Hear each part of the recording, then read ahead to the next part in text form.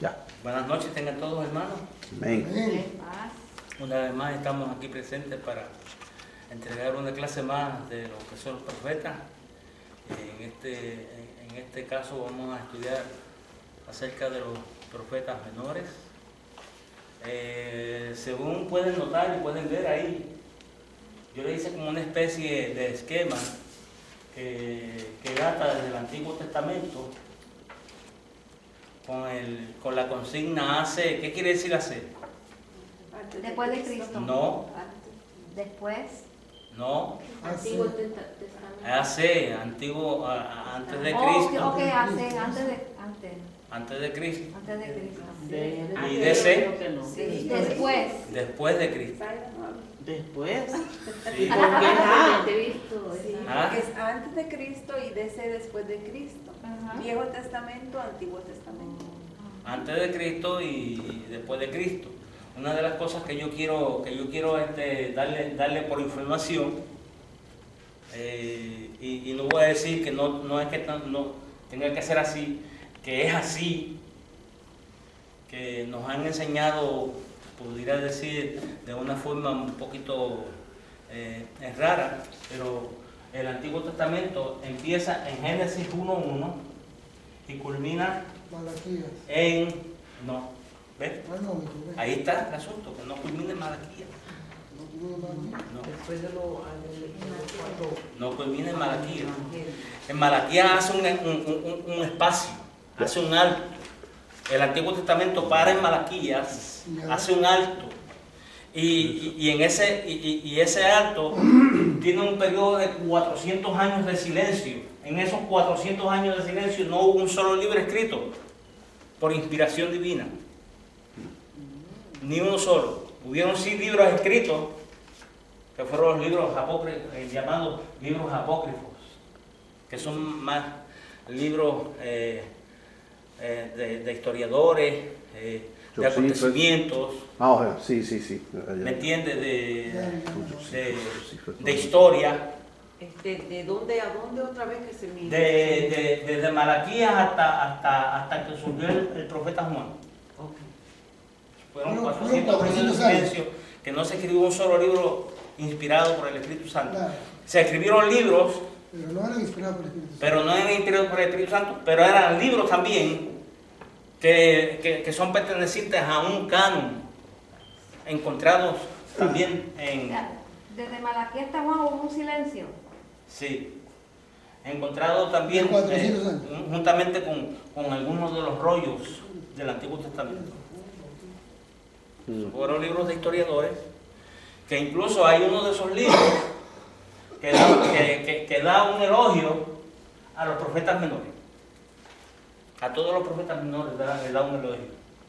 Uno de esos libros, creo que es el libro de Eclesiástico.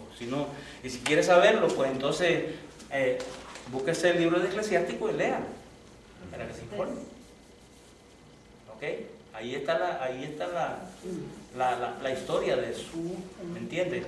Los libros apócrifos no son libros añadidos en la Biblia, sino simplemente son libros, como decimos nosotros. ¿Cuántos han leído el Quijote? El Quijote de la Mancha, ¿cuántos lo han leído? En el colegio, ¿Verdad? La Charca, ¿lo leíste también? ¿Cómo se llama él? El hombre este que murió hace poco, ¿cómo se llama él? El colombiano. García Márquez. ¿Me entiendes? Cuando yo estaba estudiando de García Márquez, yo creía que yo estaba estudiando de un muerto. Y mire, se murió los otros días, la semana pasada. Y yo estudié eso en primer grado, segundo grado, tercer grado, por ahí, en esos tiempos, porque estudiamos esos libros. Se llama la Charca, Las Mil y una Noche. Todos esos libros no son inspirados, pero son una tremenda inspiración. Entonces, ahí son los libros apócrifos, no son inspirados, pero son una tremenda inspiración humana. Y nos enseñan historia, nos llevan a convivir una bonita historia. Por eso es que se dice en la clase de Biblia, que originalmente la Biblia tiene no solo los libros originales solamente 69 libros, creo que son, sino son como 72 libros, originalmente. Originalmente, porque se reconoce 67 nada más. Exacto, como libros inspirados. Los otros son libros apócrifos, ¿me entiendes? Son libros de inspiración. Fueron hombres también que Dios los dotó para traer ciertas historias y ciertas recomendaciones a nosotros también, para que nosotros aprendamos y no nos quedemos, ¿cómo se dice? En chinola. ¿Chinola qué se dice? En el aire. En el En aire. chinola. ¿Ok? Comenzamos entonces con los libros de los 12 profetas menores, que son 12. Oseas, y lo voy a decir, ya estudiamos Oseas y lo estuvimos viendo como el profeta que inspiró amor. Amor.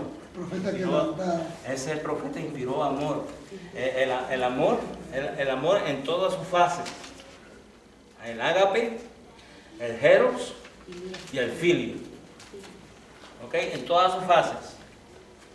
Porque había una especie de adulterio. Entonces Dios, pues, a través del profeta Oseas, le llamó la atención al pueblo de Israel por su adulterio que ellos tenían. Y así los recibió y los adoptó, según la actitud de él al recibir a su esposa. ¿Ok? Una esposa que se iba todas las veces con quien quisiera irse. Terrible era eso, pero nosotros yo le decía en aquella ocasión, en nosotros lo que hacemos es que los enterramos vivos así, dentro de la tierra. Eso mismo pasa En vez de orar por ellos y ser misericordiosos, más bien lo petamos ahí como un martillo, martillando una estaca para adentro, para abajo. ¿Ok? ¿Sabe una cosa? En Facebook, y lo quiero mencionar porque estamos en tiempos de tecnología. Estamos en tiempos de tecnología y la tecnología prácticamente nos ha abarcado a todos nosotros.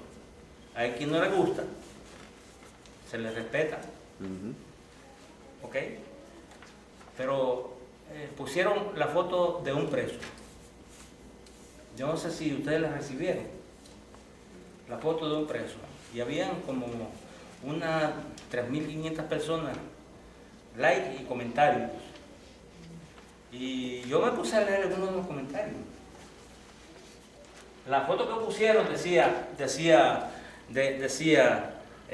porque violó a una niñita, no sé si fue a su hijita de 4 años.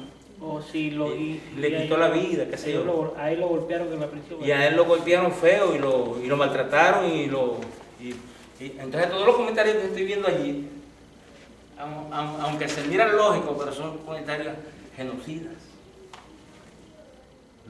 Porque unos dicen, ¡qué bueno! Pudiera ser más. Otros sí, y es así, lo alargaban largo, así, sí, qué bueno, sí. Y otros, eso es bueno que le pase. Y no vi un comentario adjudicado a misericordia, sino todo era a genocidio. Y esa es la mentalidad que tiene la gente hoy. Esa es la mentalidad que tiene la gente hoy. O tenemos hoy nosotros, todos, tenemos esa mente de que alguien comete algún error así, alguna cosa, una falacia de esa, entonces le deseamos lo peor. Cuando la palabra del Señor dice, orad, ¿por quién? Por vuestros enemigos, por aquellos que os ultrajan, por aquellos que les hacen mal a usted. Orar por ellos. Es algo ilógico, ¿no? Pero así es la palabra. Pero yo no vi ni uno. Y mira que leí bastante. Y mi comentario fue, aquí lo que se expresa es única y exclusivamente genocidio. En vez de usar, ¿qué haría Jesús? Fue mi comentario. ¿cuál sería el comentario de Jesús? Si se metiera aquí a Facebook a escribir, ¿cuál sería el comentario de Jesús? Padre, perdónalo, porque no sabe lo que hace. Eso no fue lo que dijo en la cruz del Calvario, ¿verdad que sí? Eso fue lo que dijo en la cruz del Calvario. Perdónalo, porque no sabe lo que hace. Entonces, como yo les decía, el Antiguo Testamento comienza en Génesis capítulo 1, versículo 2, y termina en el libro de Juan. Ahí termina. Como les expresaba, en Malaquías lo que sucedió fue que hubo como una especie de ¿cómo se dice? De parálisis. Una especie de parálisis y comenzó un espacio de tiempo. Hubo silencio por 400 años, no se habló absolutamente nada. No se levantó profeta, no hubo patriarca, no hubo rey, no hubo. Lo que hubo sí fue mucha angustia en ese tiempo. Ese fue un tiempo de oscuridad. Fue el tiempo de oscuridad, exacto. Hubo mucha angustia en ese tiempo, un tiempo de oscuridad. Los que imperaban desde aquí se llamaban los medos y los persas. Ajá, los medos y los persas. Que fue el imperio. No, los medos, los persas, los griegos. Los griegos fueron. Los griegos eran los que dominaban aquí. Ay, padre, no me escribe. Hermano, usted dice Juan, pero ¿cuál Juan? Juan Bautista. Sí, estoy hablando de Juan el Bautista. Para que la gente sepa ¿cuál Juan? Porque uno dice Juan y no sabe cuál. Sí, Juan Juan Bautista. el Bautista, pero lo puse así como Juan porque hay una expresión bíblica que dice, y la ley y los profetas hasta Juan. Desde entonces el Evangelio de los cielos se ha acercado. ¿A través de quién? ¿A través de quién? De la vivencia de quién? De Jesús.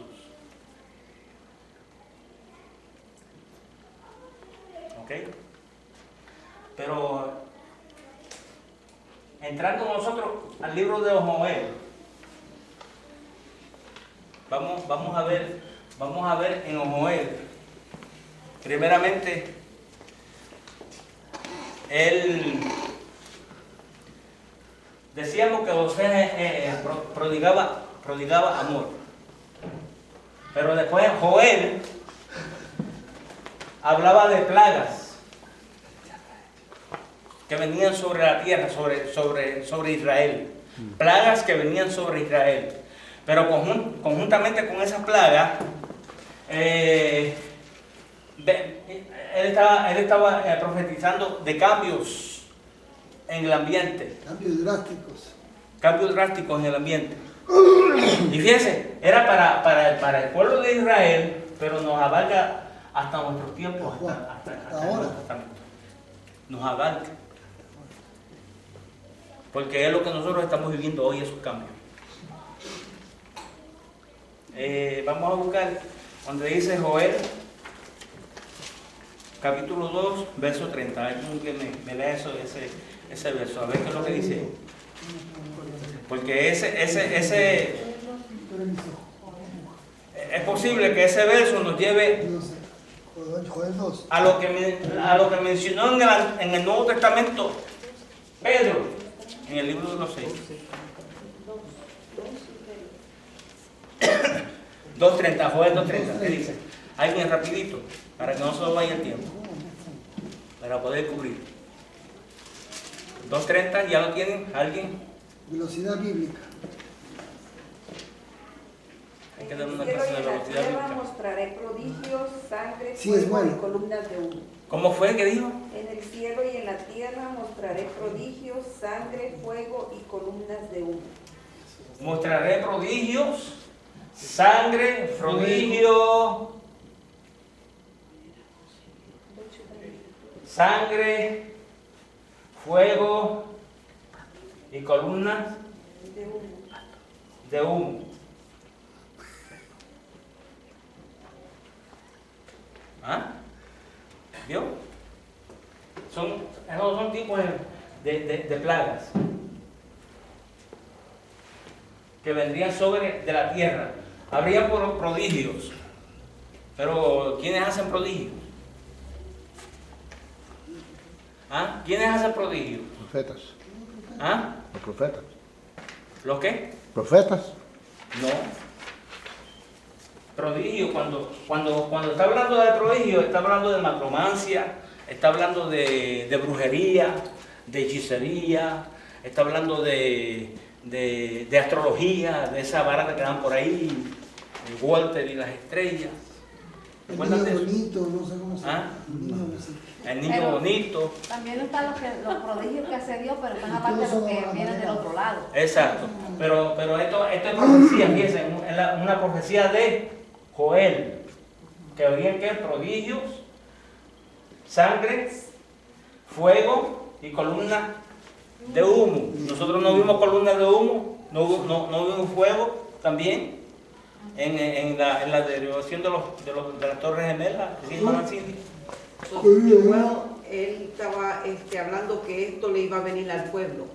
Al pueblo de Israel, sí, al pueblo de Israel. Era para el pueblo de Israel, pero acuérdense que por ser profetas menores no quiere decir que son más pequeños, sino que su condición es más corta y establecida para un pueblo, pero se extiende hasta nosotros.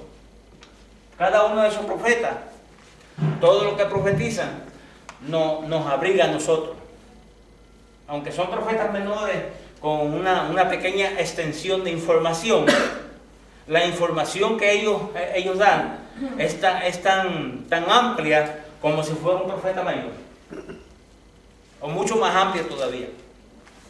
Por ser profetas menores no quiere decir que son más pequeños que los profetas mayores, sino que la información que ellos dan es tan pequeñita que es como decir, por ejemplo, yo tengo una especie de información para ustedes, pero la especie de información para ustedes la tengo escrita en un rollo de papel.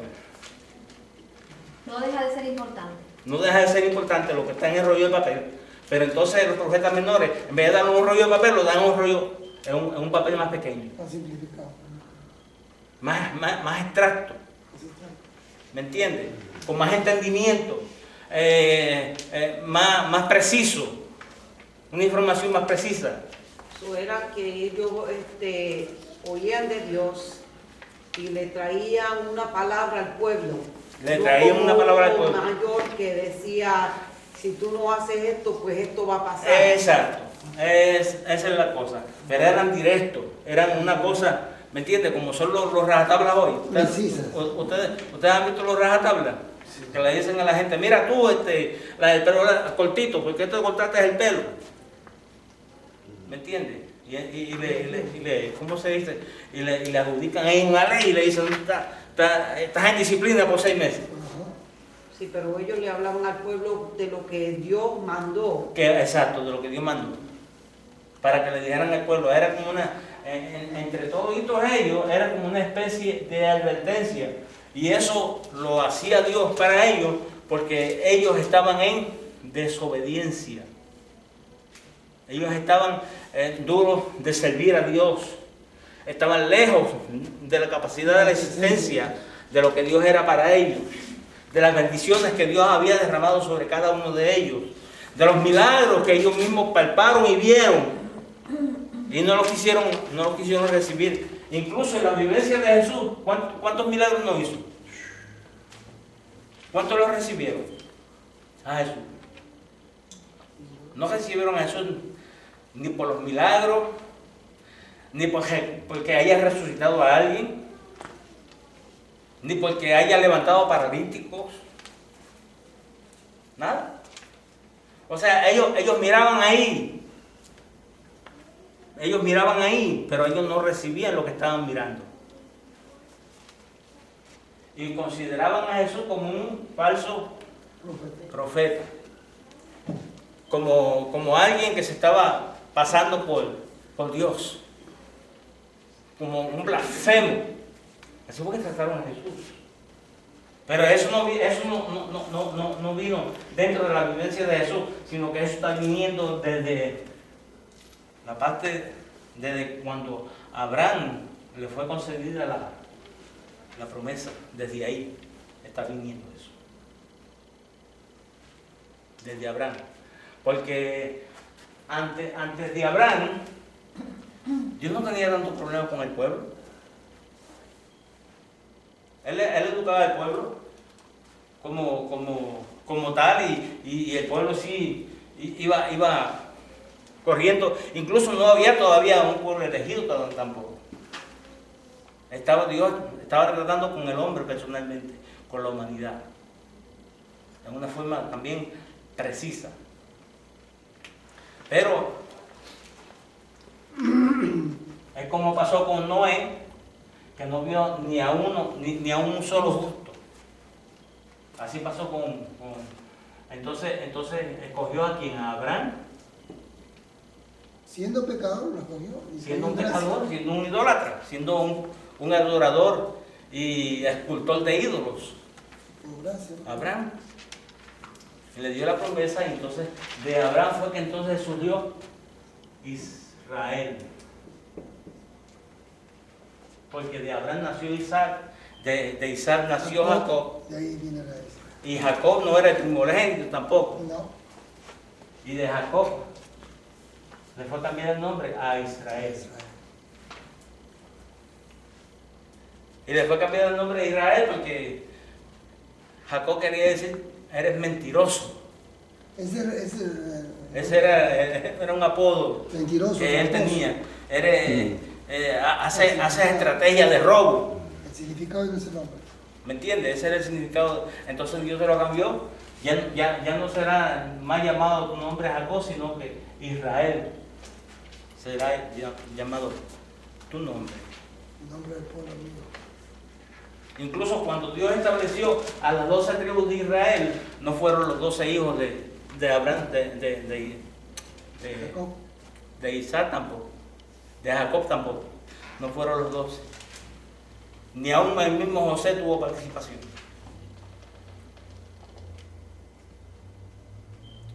Y por ello, los hijos de José, uno y el otro, dos de sus hijos, eran una de las tribus de los hijos de Israel. ¿Ok? Porque hubieron dos que no pudieron participar. No sé si fue Rubén el mayor, no me acuerdo. Si alguien sabe la historia o la petición me la puede decir. Los nombres no. Pero fue suplantado Rubén, creo que fue Rubén y José, por ser de la actitud que era en Egipto, porque fue gobernador de Egipto. Y en cierto modo, aunque José tenía, ¿cómo se dice?, el privilegio de Dios, pero tenía toda la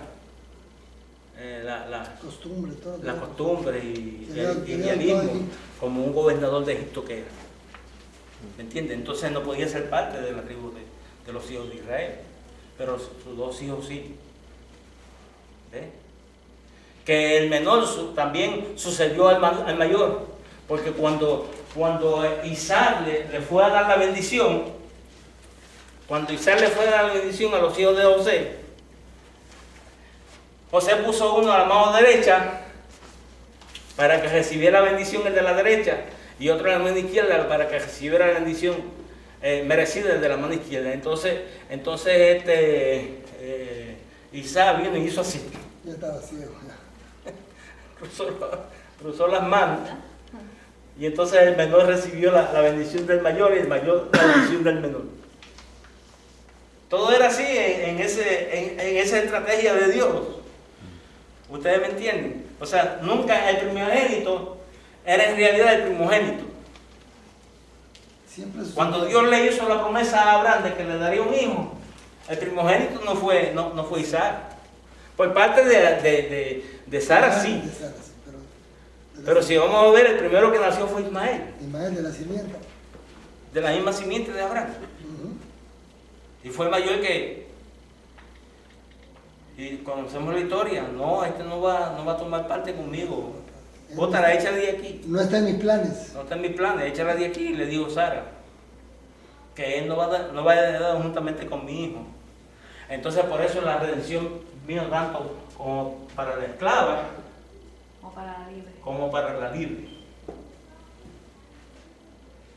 La de la esclava recibió bendición y hizo una gran nación de ella, y la de la libre también.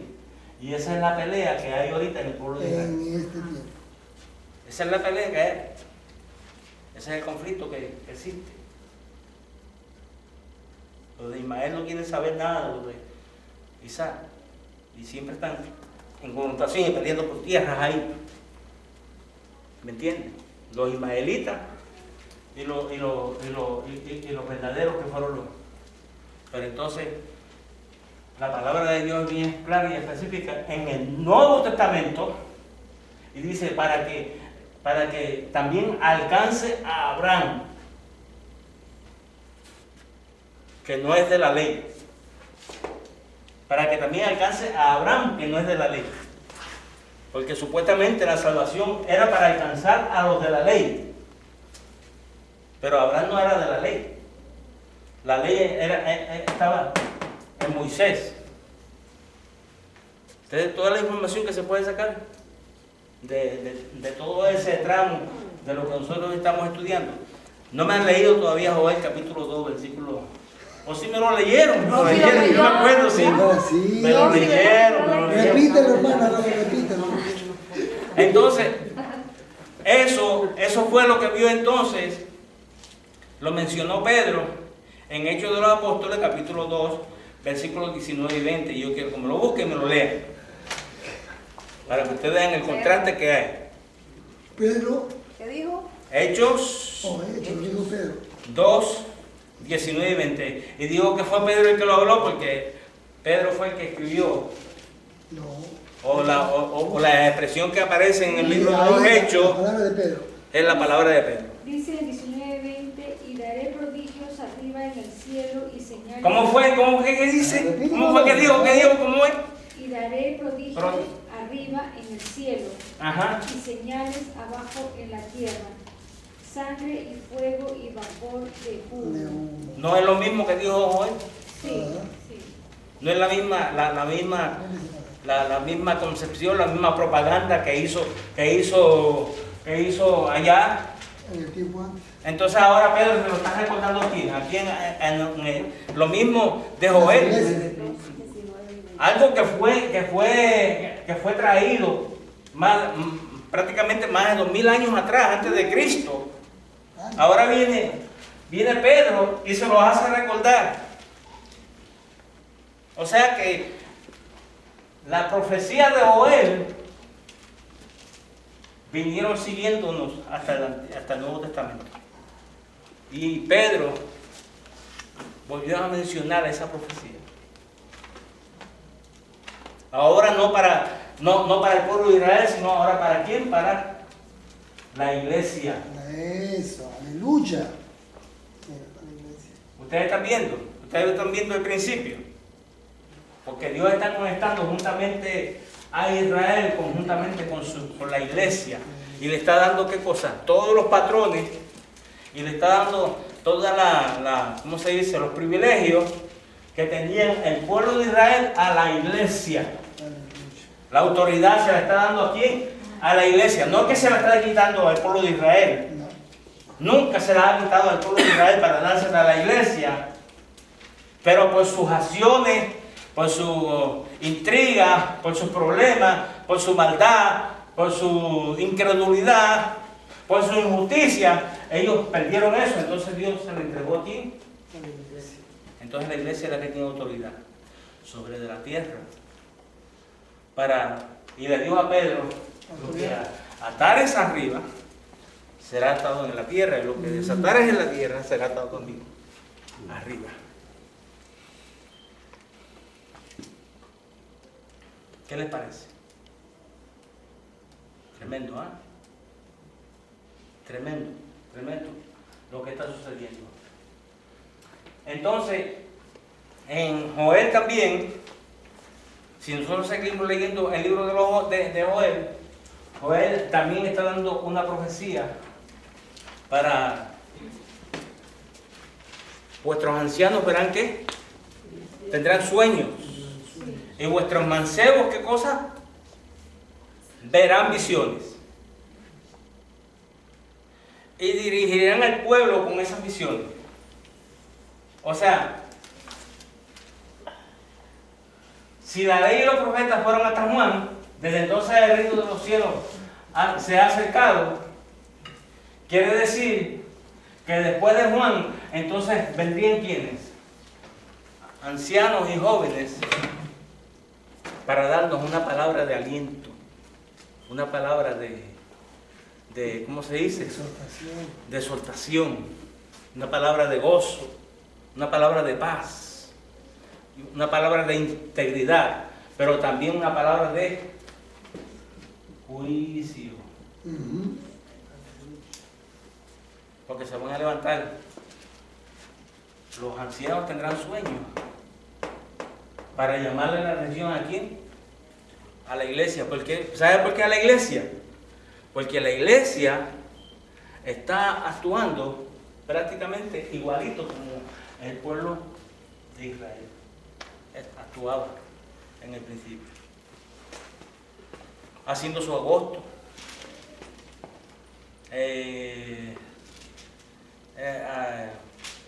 tomando de su faltas ganancias, utilizando al pueblo para sus propias negociaciones, utilizando el pueblo para su propio beneficio, para sus propios intereses personales. Supe de alguien que compró un avión a su esposa, y él tenía uno y le compró uno a su esposa, un avión, con la entrada de lo que había en la iglesia. Es un poquito duro de decirlo, hermano, pero entonces se levantarán ancianos ¡Aleluya! y jóvenes Hermana Cindy, para convertirse en profetas menores también, para dar una palabra de exhortación, una palabra de amonestación, una palabra de juicio.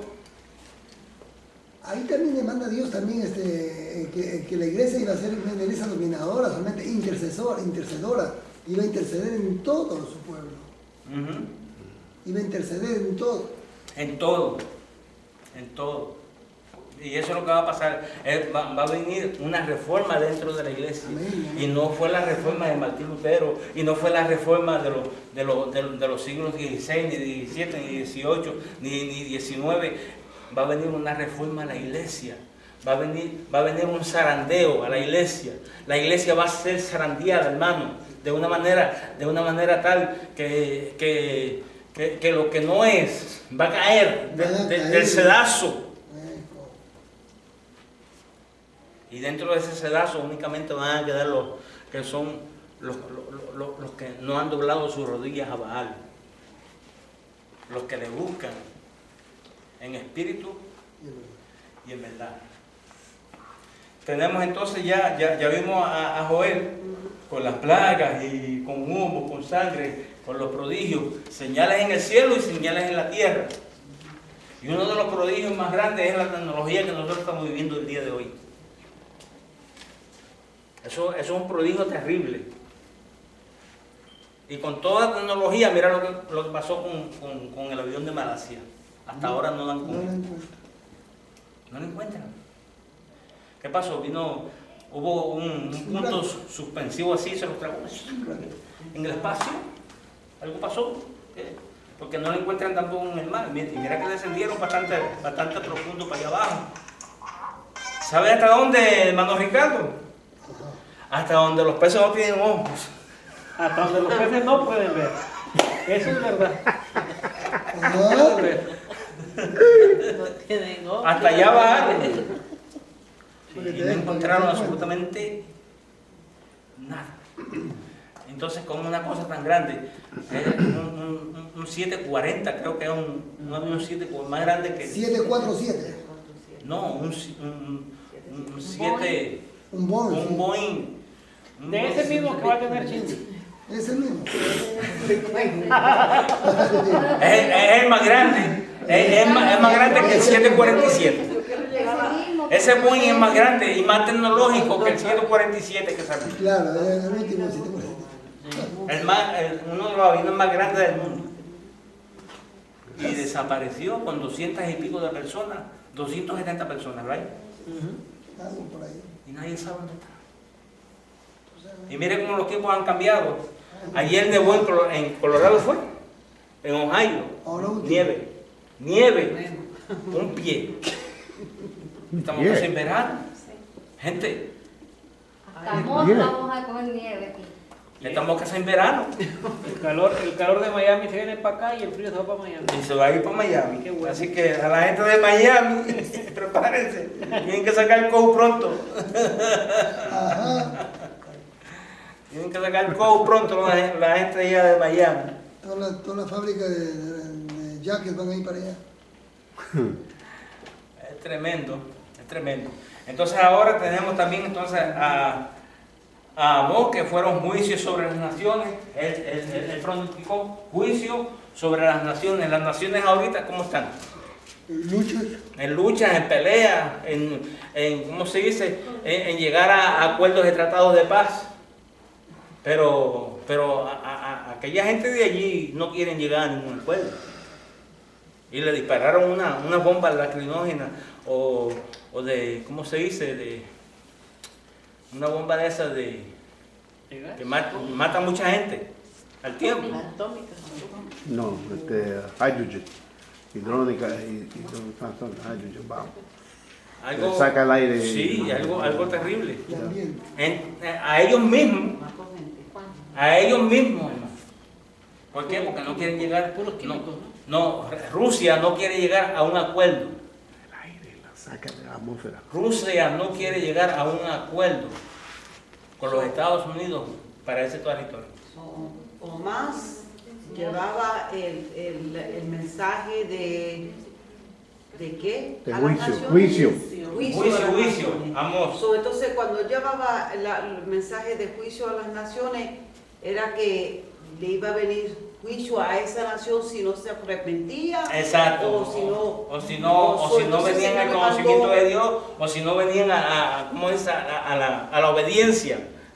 Era más sobre todo a la obediencia de lo que Dios estaba pidiendo, le estaba exigiendo a cada uno de ellos. ¿Ok? Ese fue Amós, con juicio a las naciones. Abdías habla de la caída de un rey. Abdías. Si no, búsquelo y léalo. Ahí está, la caída de un rey. Muchos reyes en este tiempo han estado cayendo. Abdías. Sí. El único, o la única nación que recibió un poquito de la misericordia de Dios fue cuando a Jonás se le pidió que le predicara a Nínive. ¿Y qué fue lo que hizo Jonás? En este caso, el único profeta renuente, que no quería hacer nada por la patria, que no quería hacer nada por Dios, se llamaba Jonás. Pero Dios le cogió para darle una advertencia a ese pueblo de Nínive, a esa nación. Como lección. ¿Ah? Como una advertencia como lección para que quieran. Y Jonás, en vez de ir para allá a predicarle, ¿para dónde se fue? A Cuba. Él desvió el avión, Se fue al lugar opuesto. se fue a un lugar opuesto. Ya. Se montó en una nave Con destino. y en esa nave que se montó, que iba hacia Tarsis, los marineros se dieron cuenta que había un problema porque empezó Tempestad. la tempestad. Por haber huido. Jonás era un profeta. Jonás es que estamos hablando, ¿verdad? Sí. Era un profeta que era como un poco rebelde, ¿verdad? Por eso estamos hablando de la rebeldía de él. Ajá. Fue el único profeta rebelde. Él no quería hacer nada para Dios. Dios lo estaba llamando. Mira, Jonás, yo quiero que tú vayas allá. Porque, ¿sabe por qué lo llamó él? Porque él era, a pesar de todo, era una persona que buscaba de Dios. Buscaba de Dios. Ah, ya. Entonces el Señor lo llamó porque él buscaba de Dios. Conocía el corazón de él. Porque conocía el corazón y sabía que si Jonás le hablaba a ese pueblo se iba a arrepentir. Resulta. Pero él no quería, porque él no quería que ese pueblo se arrepintiera. Él quería que era un genocida. No, a este lo tenemos que cortar Hermano del medio. Néstor, ¿Ah? cuando Dios le declara a Jonás a mandarlo a Nínive, que era el lugar donde tenía que mandarlo, él no quiso, ¿cómo se llama? Aceptar. Porque Nínive había sido un pueblo que había destruido su territorio, su nación, su familia, todo. Y él dijo al Señor, él le contestó al Señor, ¿cómo me vas a mandar a un lugar donde toda esa gente destruyó mi lugar?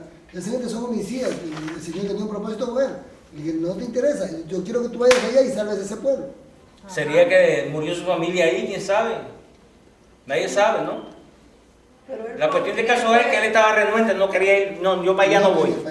Él fue utilizado como un instrumento para demostrar la gracia de Dios, ¿no? Exacto, fue utilizado como un instrumento para demostrar la gracia de Dios. Entonces se montó en una nave y se fue para Tarsis. Entonces ahí en la nave esa, en ese barco que iba Jonás, que incluso iba a estar durmiendo ahí en el barco. Él durmiendo, hermano. Lo único que yo le envío a Jonás fue que se lo tragó el pez. La cuestión del caso es que entre los mismos del barco echen suerte. Echen suerte, miren cómo es el asunto, para ver en quién era el del problema. Y la suerte cayó sobre Jonás. Ok, pero nosotros sabemos la historia. La única cosa que yo quiero saber, por eso estoy aprendiendo aquí, quiero aprender más, que cuando Jonás fue para ese pueblo, sabemos todo que se convirtieron todos. Sabemos la historia, ¿verdad? Sí. Ajá. Entonces se convirtió todo. En ese sentido de que todos se convirtieron por Jonás, que estaba forzado de ir para ese pueblo. Entonces usted me está diciendo que él era el que traía la palabra de misericordia. Eso es lo que si él hablaba a ese pueblo directamente, ajá, le llevaba una palabra de misericordia de parte de Dios, de arrepentimiento, exacto, de arrepentimiento. Pero que sucede que él, en vez de irse para allá, cogió para otro lado. Pero ¿qué sucedió? Dos propósitos se están cumpliendo en este sentido. Es la misericordia de Dios y es la resurrección de Cristo. Le voy a decir por qué. Porque cuando cayó la suerte sobre de Jonás, ellos cogieron a Jonás y lo tiraron al mar. Y cuando tiraron a Jonás al mar, las aguas quedaron calmadas. ¿Quién hizo que las aguas quedaran calmadas en el mar de Galilea? Jesús, ¿verdad que sí? Que le dijo a las aguas, calle y enmudece. Jonás estaba representando aquí en ese preciso momento la misma escena que estaba sucediendo aquí en la vivencia de Jesús. Y hermano, déjenme preguntarle una cosa con Jonás. Si ellos no recibían la palabra que Dios le mandó, le envió, ¿qué pasaría con ese pueblo? El pueblo iba a ser destruido. Desaparecido. Y eso fue lo que enojó a Jonás. Él quería. Eso fue lo que lo enojó a él. Que se fue en contra de Dios. Habló en contra de Dios. Dijo cosas bárbaras en contra de Dios. Yo le quiero leer ella tiene como una introducción. Ok. Léala. Eso es bueno, Cuando Dios lo envió para advertir al pueblo de Nínive que se arrepintiera, Jonás huye en dirección contraria. Sin embargo, Dios usa al profeta renuente como instrumento para manifestar su gracia. Al leer este libro, tome nota de la gran compasión de Dios para con todos los pueblos y su deseo de que se arrepientan, a pesar de lo que hayan hecho. Dele gracias por haber alcanzado con su amor y por haber llamado a contar a otros de su gracia para con ellos. ¿Vio? Amén. Dios lo puso. ¿Vio? Yo, Pero como él no tenía misericordia, Jonás no tenía ninguna misericordia, se enojó. ¿Y a dónde lo llevó? Él se fue con ese enojo, con ese berrinche que le dio. Lo digo él berrinche. quería engañarlo. Porque le dio un berrinche al hombre. Rumbo.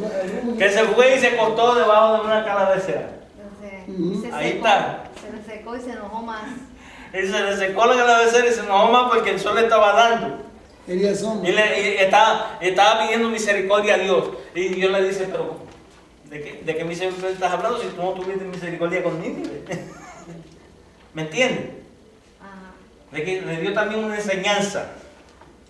Que no es como él quería, sino como Dios se lo estaba proponiendo. ¿Ok? Pero tenía que suceder de esa manera para que se cumpliera la palabra cuando dice, porque como Jonás tuvo 3 días y 3 noches en el pez, así era necesario que el Hijo del Hombre estuviera ¿dónde? En la tumba. Y Jesús estuvo 3 días y 3 noches en la tumba. Se cumplió esa palabra ahí, pero se adjudicó dentro de Jonás. ¿Qué clase de pez pudo haber sido ese? Científicamente los peces, cuando cogen algo para comer, y el hermano Ricardo sabe de eso porque él alimenta a los peces. Lo que pasa por ahí, por esa tráquea, se deshace, se descompone. Y Jonás llegó hasta el pez, hasta el vientre del pez, de ese gigantesco pez, hasta el vientre de él llegó. Y de él se alimentó, de ese pez. Porque tenía algas marinas ahí dentro de todo.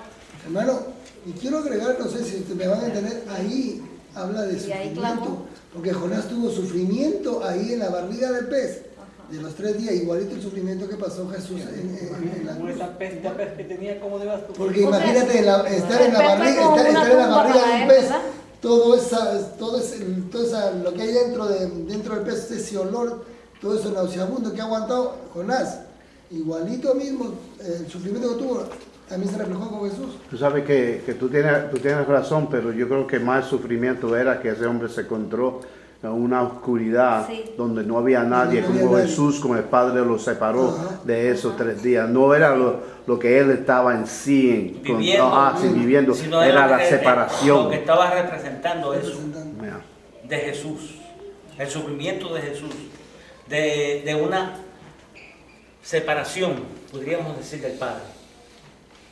Porque fue separación. El pecado lo que hizo fue separación del hombre, hermano. Mató al hombre. El hombre no fue hecho para morir. Cuando el hombre cometió pecado, recibió muerte. Y la muerte, y fue muerte espiritual, pero la muerte natural lo alcanzó.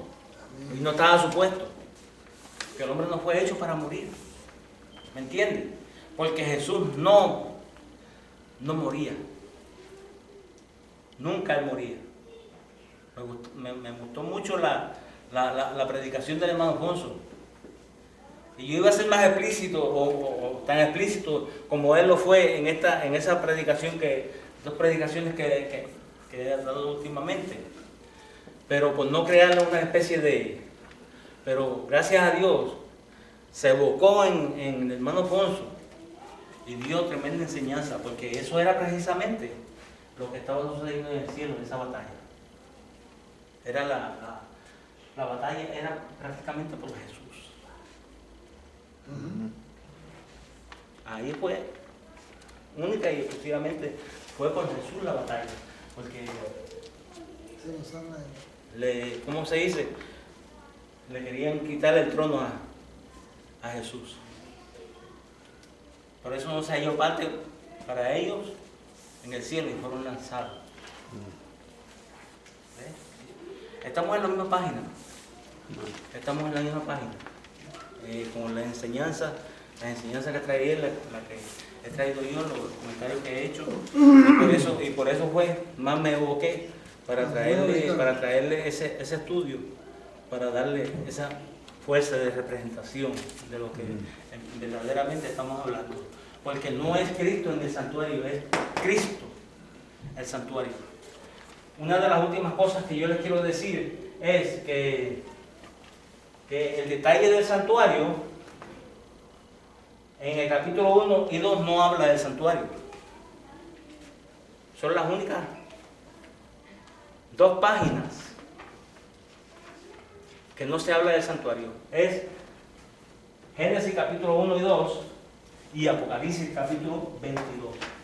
No habla tampoco del santuario. ¿Y sabe por qué no habla del santuario?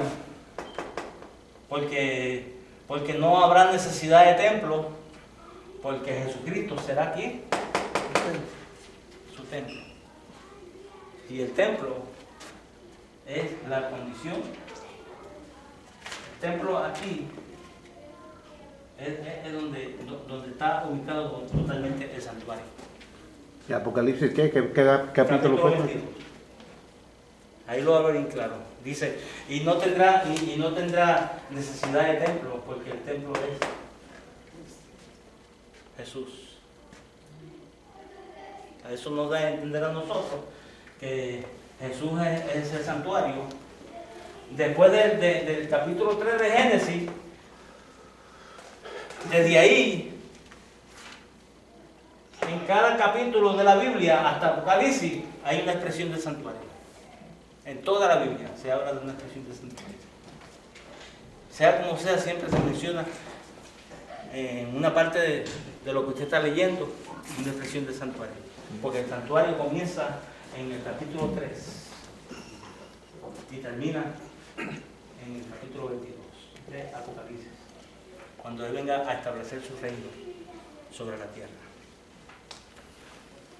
Y no tendrá necesidad de lumbre, porque Él será su lumbrera.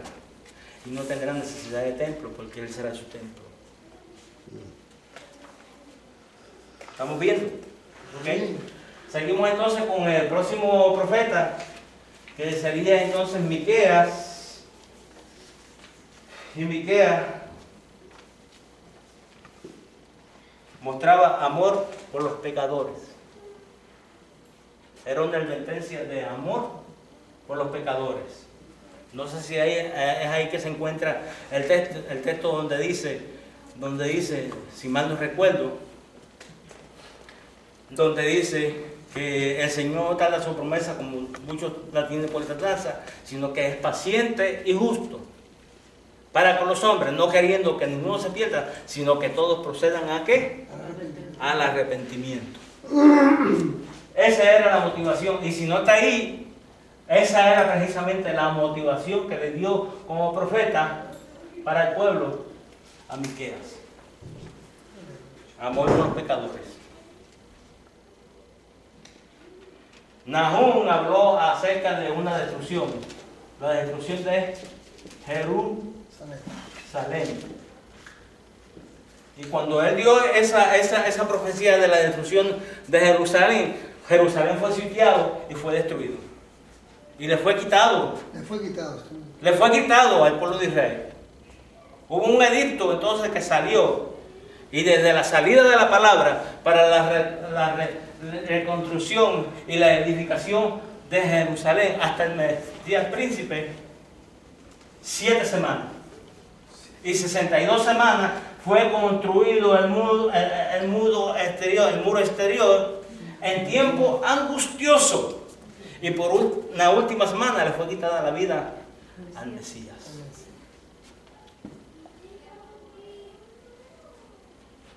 Ese profeta fue el que se encargó, Nahum,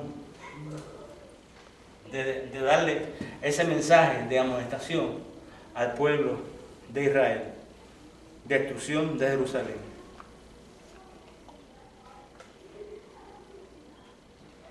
Sofonías habló acerca de la consumación del celo de Dios, del celo de Jehová. Y mi celo consumiría, ¿qué cosa? Toda la tierra. Mi celo consumiría toda la tierra. Acuérdense que todos son mensajes para el pueblo de Israel.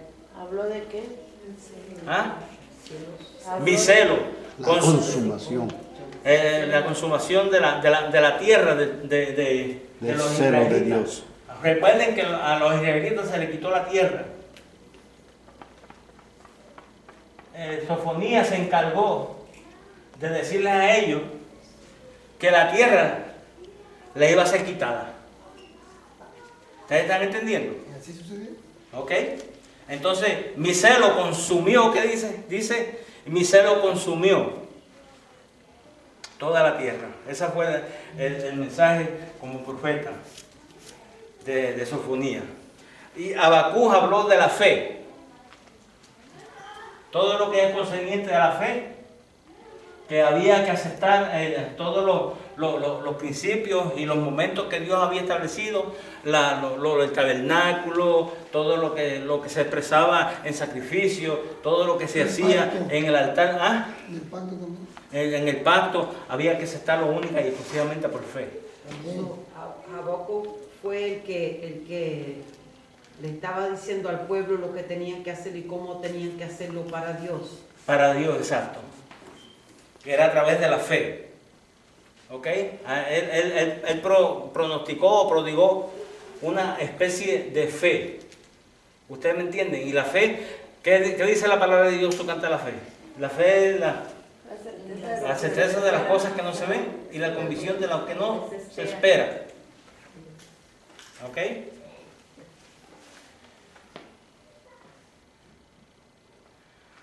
Zacarías habló acerca de 8 visiones de Dios. Yo no quiero mencionarlas, pues son 8. Son muchas visiones. Pero fueron 8 visiones que Dios le dio a Zacarías para el pueblo de Dios. Ageo nos habló acerca de la desobediencia que tenía el pueblo de Israel. O sea, toda esa desobediencia que abarcaba desde que fue constituido como pueblo. Ageo. Se los está recordando a Ageo. Dígame, hermano. Zacarías fue 8 visiones de Dios. visiones. Fueron visiones. Sí, fueron visiones que Dios le dio a Zacarías para el pueblo de Dios. Y eso mayormente las iglesias están queriendo rescatar esa visión que hace Zacarías. That's right. Para hacerlo trabajar en la iglesia. Y Malaquías promueve. ¿Y Ageo qué dijo? El hambre que tiene. Ageo de desobediencia. Toda la desobediencia que hubo desde Abraham hasta Malaquías. ¿Qué nos habla Malaquías? Algo importante. Malaquías habla acerca del amor de Dios. Y un príncipe. Vamos a leer eso, hermano, por favor. Aleluya. Vamos a leerlo. Malaquías capítulo 3. Velocidad bíblica. Dale para Malaquías, corre. Que no vamos a leer acerca de los diezmos y las ofrendas.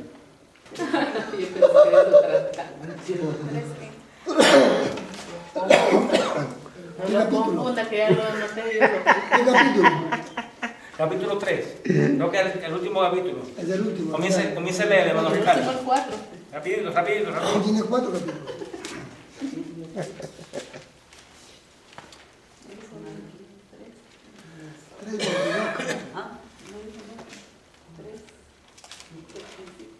Leemos.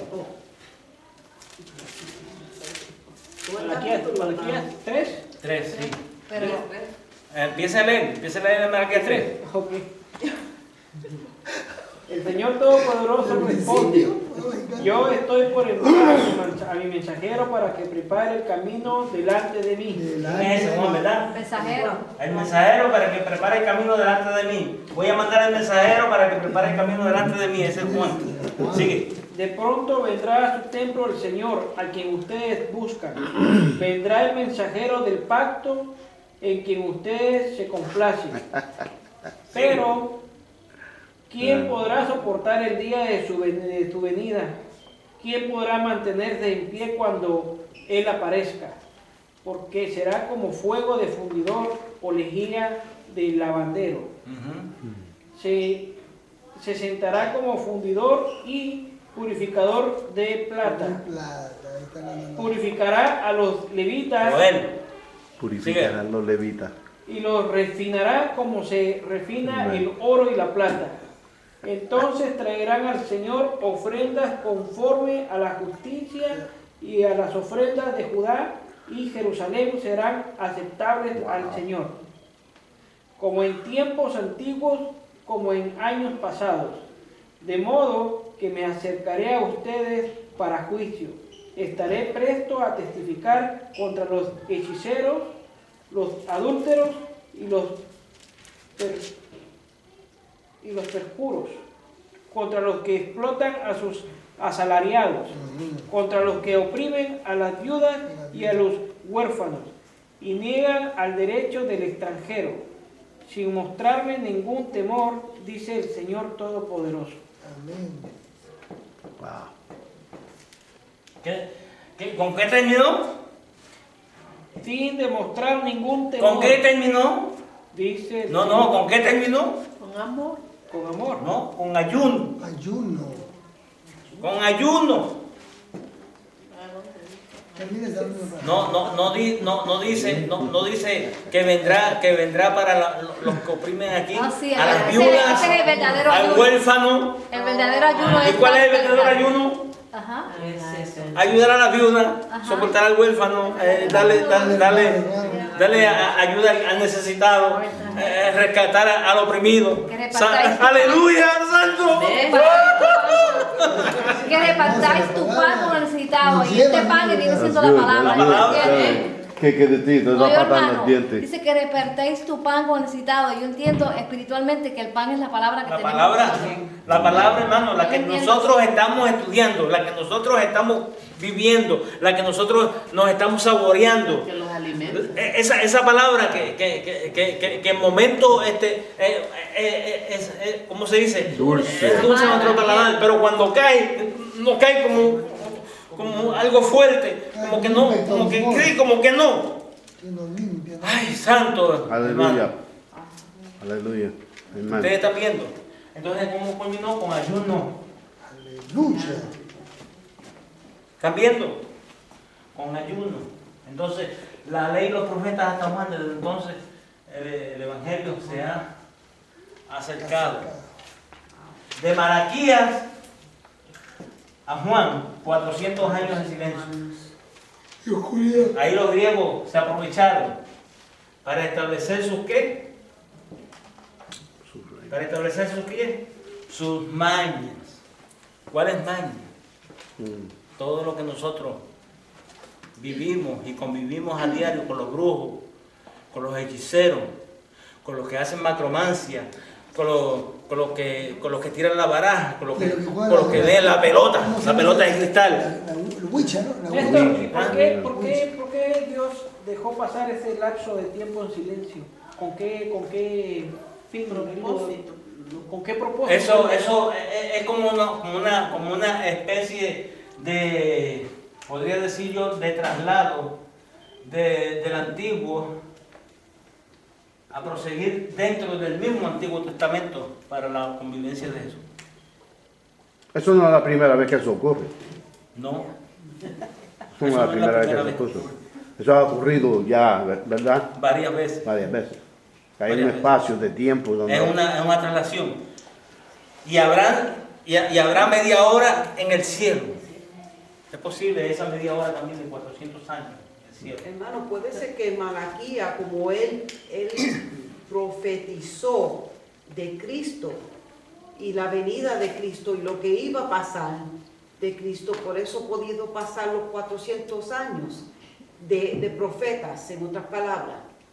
Desde Sí, profeta porque el de profeta, Malaquías Dios guardó el tiempo profético de Malaquías hasta Juan para constituir al mensajero. Yo enviaré un mensajero para que prepare el camino. camino, exacto. Pero mientras tanto, en esos 400 años, los griegos están haciendo toda su vuelta allí. Cerca del final de los 400 años, entonces viene Roma y sitia a Grecia. Roma sitió a Grecia. Yo tengo una nota aquí de alguna de las enseñanzas que el pastor dio. En 3 dice, el Señor Todopoderoso responde. Yo tengo subrayado responde. Y él dijo, es donde él está preparando el camino. El responde, eso es el significado, preparar el camino. Preparar el camino. Amén. Preparar el camino. Entonces de ahí no hay más tiempo profético, o sea, no se levanta más ningún otro profeta, solamente aquí en ese tiempo los que están actuando son todos los que están con las estrellas, cambiándosele también el nombre a los días de la semana. Todo eso aparece ahí, hermano. Sí. Pero Malaquías acaba de profetizar que iba a venir, que iba a mandar a Juan. Exacto. So, exactamente en ese preciso tiempo donde él cayó fue porque eso tenía que cumplirse. No había nada más, ¿no? Exacto, no había nada más, no había nada más. No había nada, absolutamente nada más. El tiempo ya se había culminado, o sea, hubo en el Antiguo Testamento hubo como una especie de pare, como que paró ahí, como que paró ahí. Yes. Y eso mismo lo estaban esperando ellos, y cuando ese fue la mayoría del problema, que no podían aceptar a alguien como Jesús, ¿no? Porque ellos estaban esperando el Mesías que venía con todo ese poder, porque Dios habló hace 400 años, ¿no? Exacto. Entonces fue cuando el pueblo de Israel también estuvo esperando de que el Mesías iba a nacer de una virgen. De una virgen. Estaban esperando también dentro de ese periodo de tiempo, en una virgen. Dígame. Hermano, ¿no es cierto que era 400 años que pasaron cuando estaban cautivos en Egipto? 40. 400 años. 400 años estaban 430. No, 400 años. 400 años. No, yo te voy a traer los 30. No vamos a entrar en discusión con eso. No vamos a entrar en discusión con eso. No. 430, 400. Pero la cuestión del caso es que están adjudicados a 400 años en cautiverio del pueblo de Israel en Egipto. Aunque fueron 430. Un poquito más, un poquito menos. Acuérdate que los números no tienen nada que ver, como usted nos dijo la última vez, no tienen nada que ver. Sí, pero eso está en registro como historia, sí, que eso es 400 y pico, ¿no? Amén, usted tiene razón, yo estoy de acuerdo con usted. No, eso no cuenta. No, eso no cuenta. ¿Qué no cuenta qué? No, me acordé, está bien, la hermana. Eso no cuenta. 400 cuando salieron de hoy. Más de 400. Sí, porque desde el cautiverio de José en Egipto hasta Moisés fueron también 400 años. O 400 y pico de años. Y pico, ahora sí pasó. Podemos decirlo, ¿no? 430, como dice el pastor. 400.